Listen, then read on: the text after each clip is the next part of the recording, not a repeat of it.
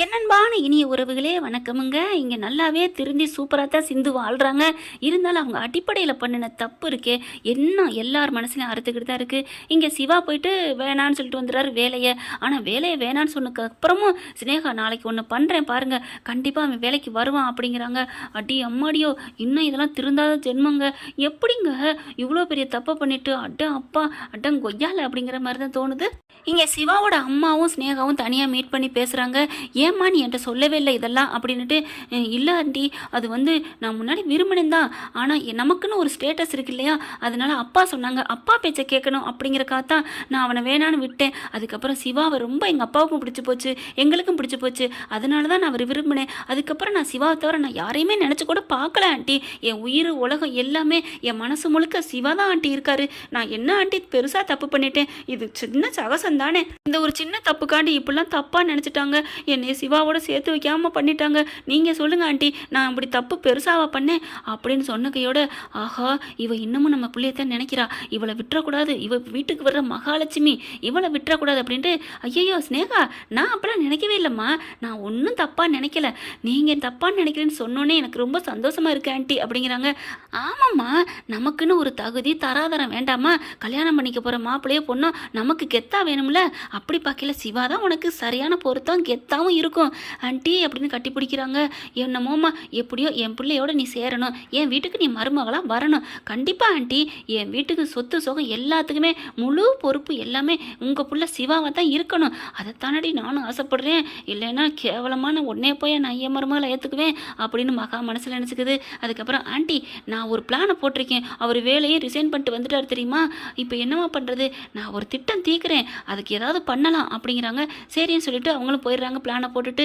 அதுக்கேற்ற மாதிரி குருவி உட்கார பணம்பழம் விழுந்த கதையா இங்கே பார்த்தீங்கன்னா, சிவாவோட தங்கச்சி ஒரு பையனோட கிஸ் பண்ணுதா, அதை பார்த்துட்டு வந்து ஓவராக கண்டிக்கிறாங்க.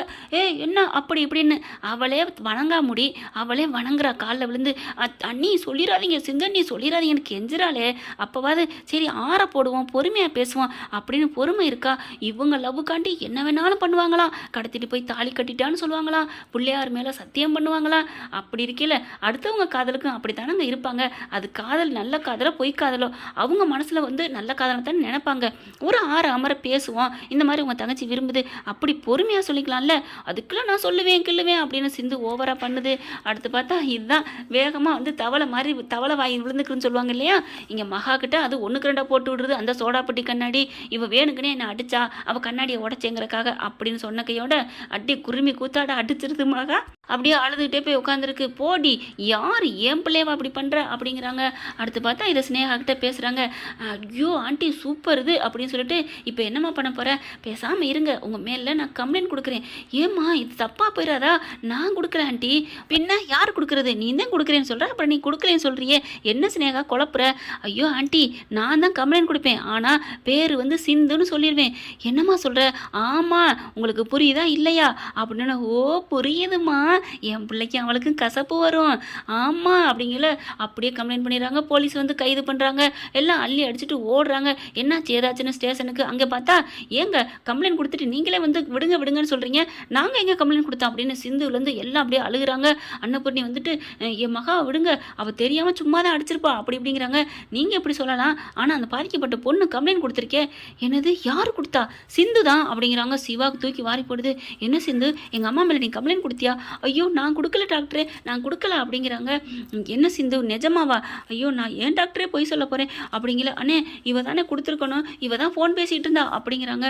டாக்டரே நான் பொய் சொல்லுவேனா, ஏன் நீ பொய் சொல்ல மாட்டியோ அப்படின்னு எல்லா ஒட்டுமொத்த பழியையும் தூக்கி சிந்து மேலே போட்டுறாங்க. ஓகே ஃப்ரெண்ட், பார்க்கலாம் என்ன நடக்க போகுதுன்னு. இந்த பற்றி உங்களுக்கு பிடிச்சிருந்துச்சுன்னா உங்கள் பொண்ணு கையில் ஒரு லைக்கை போட்டு சப்ஸ்கிரைப் பண்ணிடுங்க. Thank you friend.